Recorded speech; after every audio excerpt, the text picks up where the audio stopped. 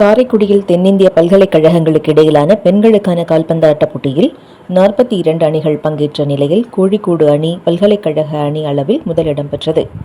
Sponsored by doctor Mani's பல் மருத்துவமனை, காரைக்குடி.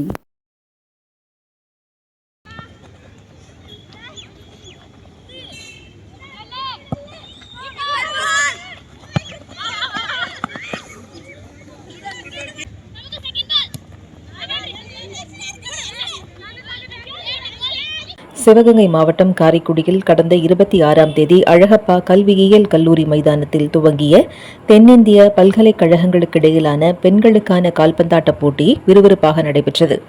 இறுதிப் போட்டியில் கோழிக்கோடு மற்றும் சென்னை பல்கலைக்கழக அணிகள் பங்கேற்றன.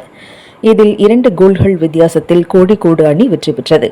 சென்னை பல்கலைக்கழக அணி 2ஆம் இடத்தை பெற்றது.